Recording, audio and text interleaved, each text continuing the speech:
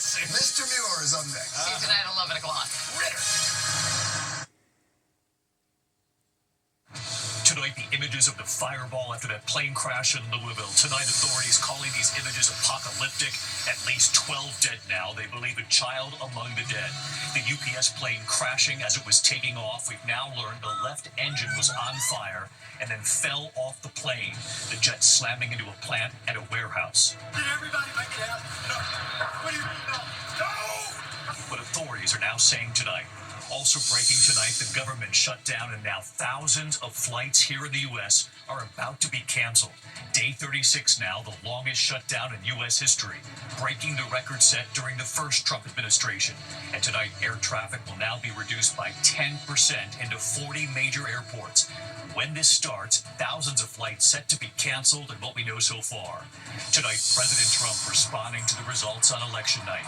The new mayor of New York City, the new governors in New Jersey and Virginia. All wins for the Democrats, voters saying it is all about the economy, affordability, the cost of living, and the direction of the country, and what the president is now saying tonight. This evening, the disturbing images of the president of Mexico, the first woman president in that country, being groped in public. Tonight, she says she will press charges, and she explains her reasons why. Here in the U.S., protests erupt after a high school student accused of rape and strangulation will now avoid prison time. The new turn tonight in the alleged Halloween terror plot. ABC News learning 3 more suspects in custody. 1 arrest in New Jersey, and images of a man allegedly conducting surveillance at an amusement park. Former NFL star Tom Brady says he has cloned his beloved dog, who died 2 years ago. Brady is an investor in the company that has now cloned his dog, what we've learned. And the winds and the first real taste of winter. Lee Goldberg standing by when the cold temperatures hit across much of this country. From ABC News World Headquarters in New York, this is World News Tonight with David Muir. Good evening. We do begin tonight with the new images now emerging of that horrific explosive crash. A UPS cargo jet seconds after takeoff from Louisville, Kentucky. At least 12 people killed, including all 3 on board, 9 people on the ground, including a child. Take a look tonight. Harrowing video showing the plane speeding down the runway on its way from Louisville to Honolulu. Authorities now describing the fiery images as apocalyptic. Smoke and flames coming from under the left wing, that engine then falling off the jet right as it was taking off. Moments later, the plane loaded with jet fuel crashing into a massive fireball, into a petroleum recycling plant and an auto parts warehouse. Plumes of smoke and flames visible for miles. Tonight, fire crews still on the scene, and NTSB team now on the ground, and ABC's Alex Perez leading us off from Louisville. Tonight in Louisville, a search for answers after the left engine of this UPS cargo jet carrying nearly 250,000 pounds of fuel broke away as the plane was taking off, killing all 3 on board and at least 9 on the ground, including a child. Oh my goodness! NTSB investigators say they found the plane's black boxes, and they're poring over videos showing UPS Flight 2976 bound for Honolulu barreling down the runway with its left engine on fire Tuesday. And we have viewed airport CCTV security coverage, which shows the left engine detaching from the wing during the takeoff roll. As the aircraft begins to rotate and tries to gain altitude, we see sparks coming out of the center engine, which suggests that some of the debris may have damaged the second engine. This truck driver's dashboard camera a half-mile south of that runway capturing the moment the massive plane hit the ground, skidding on its left side. Crash and explosion hitting a petroleum recycling plant and an auto parts warehouse. Did everybody make it out? No. What do you mean, no? No! We've seen blast injuries from the explosion itself. We've also seen some shrapnel injuries where flying pieces of debris have hit either bystanders or people in relatively close proximity to the accident. Fire crews is still putting out hotspots this morning. They say most of the fuselage is gone. The Boeing MD-11 was 34 years old and was on its 3rd flight of the day. It had also been out of service for maintenance for much of the last month and again over the weekend. Whether or not it was in maintenance, basically what we had here was probably one of the worst in history, if not the worst, uncontained engine failures. Governor Andy Beshear ordering flags to half staff in honor of the 12 victims killed, including at least one child. And a young child at that, which makes it all the harder. And David, the explosion scattered the debris, so authorities are now asking residents who may find pieces of it to notify officials. This is a huge hub for UPS. Some 2 million packages through here a day, and some of those will now very likely be delayed. David? Just an awful scene there in Louisville. Alex, thank you. Tonight, breaking news here. The government shut down, and we have now just learned that thousands of flights here in the U.S. are about to be canceled. Day 36 now, the longest shutdown in U.S. history, breaking the record set during the first Trump administration. Because of air traffic controllers not getting paid, air traffic now will be reduced by 10% into 40 major airports. Thousands of flights to be canceled. Here's Rachel Scott with what we know. Tonight, the government shutdown hits 36 days, marking the longest in history, breaking the previous record set during President Trump's first administration. And the strain on air travel reaching a breaking point. This is about where is the pressure and how do we alleviate the pressure. Our sole role is to make sure that we keep this airspace as safe as possible. In an unprecedented move, President Trump's Transportation Secretary Sean Duffy announcing the FAA will cut flight capacity by 10%, which experts say means thousands of flights will be canceled across 40 major airports by the weekend. What will this mean practically for air travel? Is this going to lead to more flight delays, more cancellations? Well, I think it's going to lead to more cancellations. That we're going to work with the airlines to do this in a systematic way. Across the country, air traffic controller shortages have already caused massive delays and cancellations as workers go without pay and call out sick. About 60,000 TSA workers also missing paychecks. Today, Philadelphia's International Airport closing 2 security checkpoints. We're petrified. We are concerned. At Washington Dulles Airport, FAA radar technician and union rep Cleberson Schmidt warning the impacts will get worse the longer the shutdown drags on. You were already short-staffed. Correct. And how much worse has the shutdown made it? It's exponentially made it worse because we're exhausted now. And how much does that compromise air safety? That compromise goes up every single day.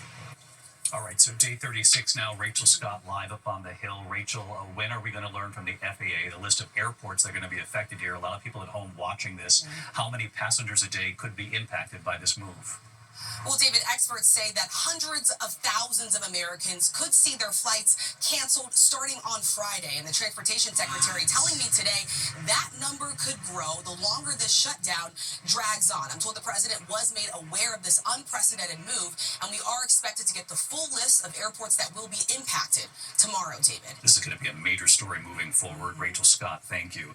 Tonight, the major wins for Democrats on election night. And tonight, President Trump now responding to the results. The New York mayor's race making history, the new governors in New Jersey and Virginia.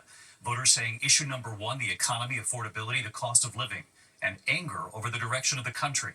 So what the president is now saying tonight, here's Aaron Katersky.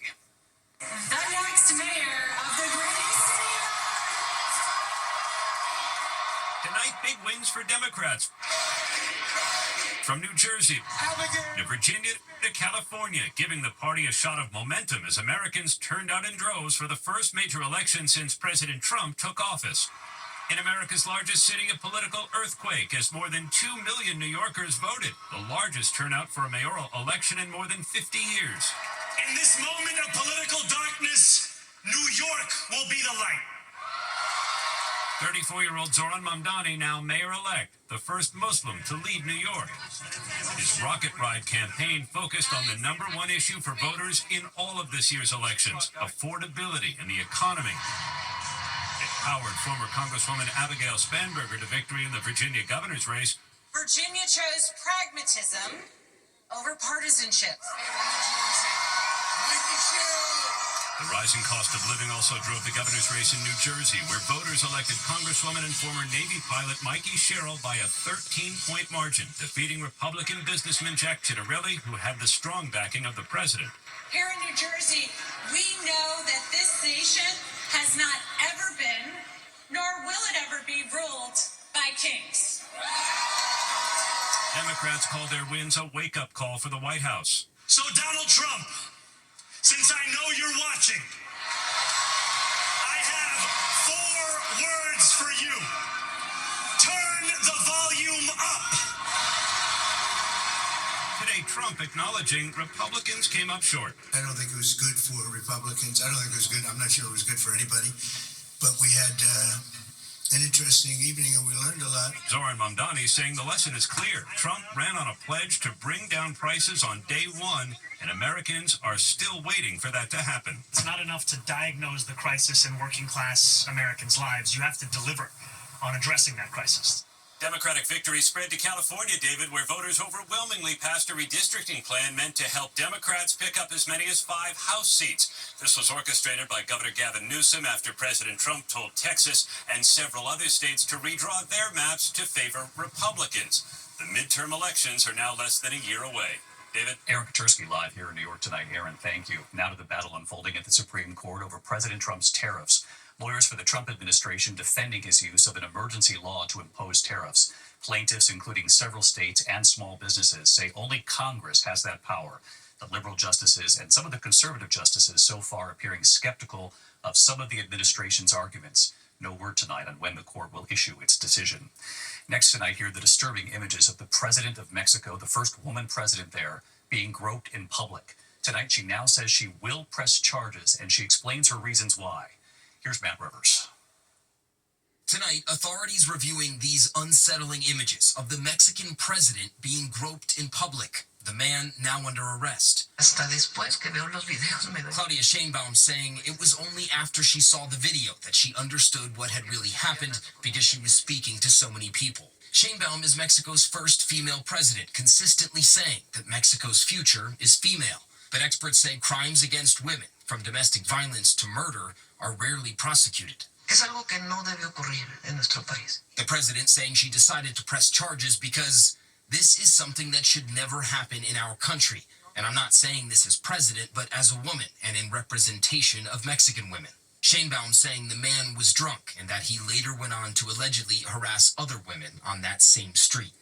David, it is unusual to see a head of state walking through large crowds without security, but that is a hallmark of Sheinbaum's political brand. She says she won't stop doing it, instead saying the onus is on wrongdoers to change their behavior. David? Matt Rivers, who has covered politics in Mexico for years. Matt, thanks. Now to new developments tonight, the alleged Halloween terror plot in Michigan. ABC News learning authorities have arrested 3 more suspects.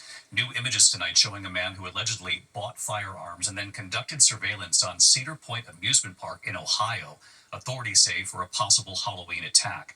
2 other suspects arrested in New Jersey. Authorities outside Detroit raided homes last week, seizing AR-15 style weapons and more than 1,600 rounds of ammunition.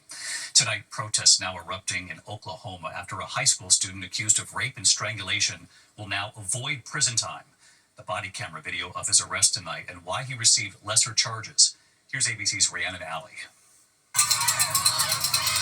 Tonight, outrage in Oklahoma, protests erupting after a high school student accused of rape and strangulation will no longer serve prison time. So turn around for me. Body camera video showing authorities arresting then 17-year-old Jesse Butler back in March.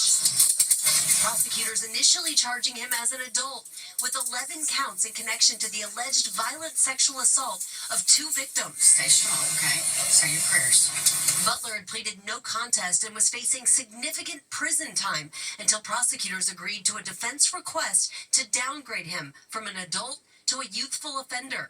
Instead, he was sentenced to counseling, rehabilitation, and community service, avoiding nearly 80 years behind bars.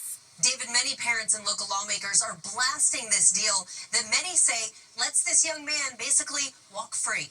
David? Rhiannon Alley with us tonight. Rhiannon, thank you. This evening, former NFL star Tom Brady saying he has cloned his beloved dog who died almost 2 years ago. Brady, an investor in the company doing the cloning. Here's Matt Gutman. Tom Brady revealing his new dog is a clone of his old beloved family dog, Lua.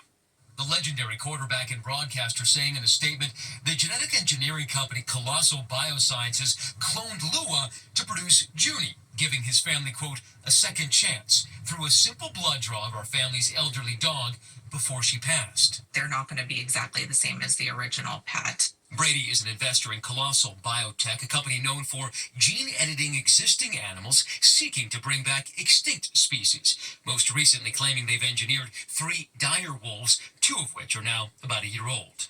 Just this week, the company acquired Viagen Pets and Equine, which offers animal cloning. It definitely has implications for our ability, to rehome animals, perfectly good animals that, in many cases, if they aren't adopted, will lose their lives. Tonight, Brady says he loves his animals and is excited this technology can help families who have lost a pet. And we should note, David, that cloning pets is not cheap. Viagen typically charges $50,000 for dogs and cats, and there's no guarantee of longevity. David. A lot of people talking about this one. Matt Gutman tonight. Thanks, Matt. When we come back here, the forecast, the major winds moving in here in the Northeast, and the first real taste of winter for the Midwest and the East. Lee Goldberg is here. Also, another security lapse at the Louvre before last month's robbery. What we're now learning about the password they were using for their security system. You're not going to believe this one. And then look at this image, the moon shining bright. Tonight's spectacular supermoon, and that's last night right here in New York City. Going to be even better tonight. We're back in a moment. Next tonight here, the heavy winds moving in and the first real taste of winter. Let's get right to Chief Meteorologist Lee Goldberg with us from WABC. Hey, Lee.